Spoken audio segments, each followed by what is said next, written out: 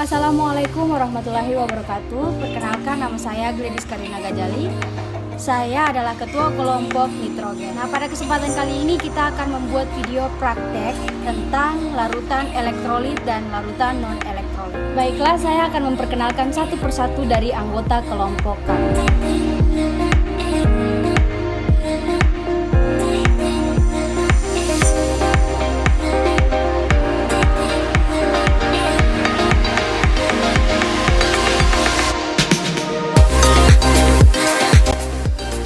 Itulah tadi anggota kelompok dari kelompok nitrogen. Selanjutnya, agar tidak membuang-buang waktu, kita langsung saja pada video pembuatannya. Sebelum melangkah pada cara pembuatannya, kalian harus menyiapkan alat dan bahan yang diperlukan, yaitu yang pertama gunting, 2 buah paku, tisu, kabel penghubung, karton, lakban, 5 buah gelas, baterai 2 buah, garam, gula, air, sendok, bohlam lampu, air aki, cuka, dan lain-lain. Bila semuanya telah siap, langsung saja pada proses pembuatan larutan. Nah, teman-teman, jadi larutan pertama yang akan kami buat di sini adalah larutan NaCl. Kalian hanya perlu menambahkan garam secukupnya ke dalam gelas yang telah diberi label. Kemudian tuangkan dengan air secukupnya, lalu aduk hingga merata. Bila semuanya telah selesai, maka larutan NaCl pun telah siap untuk digunakan. Kami juga menyediakan air sumur untuk melakukan percobaan. Langsung saja tinggal menaruh airnya ke dalam gelas yang telah disediakan dan telah diberi label. Jika semuanya telah siap, maka air sumur pun siap untuk digunakan untuk percobaan. Selanjutnya, kita akan membuat larutan gula. Di sini yang kita siapkan adalah gelas yang telah diberi label dan kemudian tuangkan gula yang telah disediakan secukupnya. Lalu, tuangkan air secukupnya ke dalam gula tersebut dan aduk hingga merata. Jika semuanya telah selesai, maka larutan gula pun siap untuk digunakan. Selanjutnya, kami akan membuatkan larutan cuka.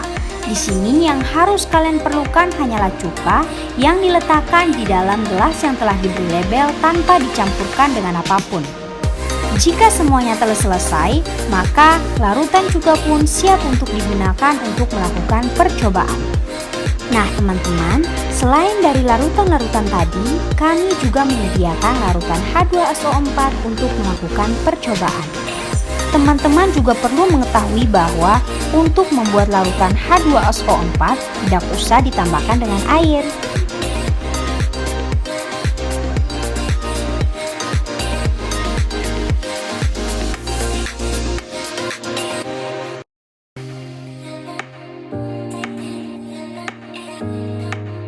Setelah selesai membuat larutan-larutan tadi, mari memulai percobaannya.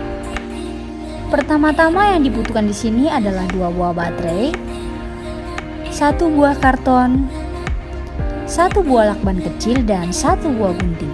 Langkah pertama yang harus dilakukan adalah menghubungkan kedua baterai hingga menyatu, lalu ditempelkan atau dihubungkan dengan karton yang telah disediakan hingga terbentuk seperti ini. Setelah itu, hubungkan kabel yang telah disediakan pada baterai pada sisi kanan dan sisi kiri baterai. Bila langkah tersebut telah selesai, hubungkan lagi kabel tersebut pada bohlam lampu yang telah disediakan. Setelah itu, hubungkan kembali kabel tersebut dengan 2 buah paku yang sudah tersedia sebelumnya.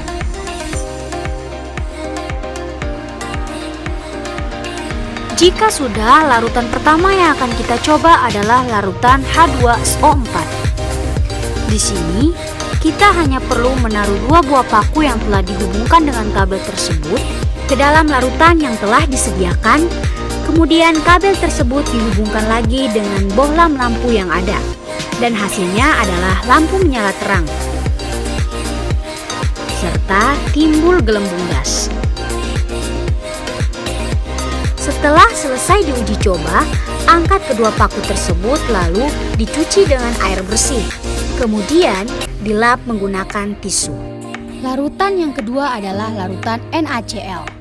Sama seperti tadi, kalian Kalian tinggal menaruh 2 buah paku yang telah disediakan ke dalam larutan tersebut, lalu dihubungkan dengan bohlam lampu yang telah ada.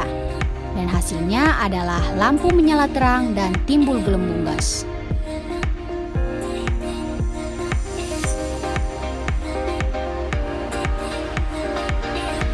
Setelah selesai diuji coba, angkat paku tersebut lalu dicuci kembali seperti halnya yang tadi dan dilap menggunakan tisu. Percobaan yang ketiga adalah pada air sumur. Seperti halnya yang tadi, letakkan 2 buah paku ke dalam larutan yang telah disediakan lalu dihubungkan kembali dengan bohlam lampu yang ada. Dan hasilnya adalah tidak ada nyala lampu dan tidak memiliki gelembung gas. Jangan lupa pula untuk mencuci alat setelah selesai digunakan. Yang keempat adalah larutan cuka. Seperti yang tadi, kita akan menaruh 2 buah paku ke dalam larutan yang telah disediakan, lalu dihubungkan dengan bohlam lampu yang ada. Dan hasilnya adalah tidak ada nyala lampu dan memiliki sedikit gelembung gas. Setelah selesai digunakan, cuci terlebih dahulu alatnya. Percobaan yang terakhir adalah pada larutan gula.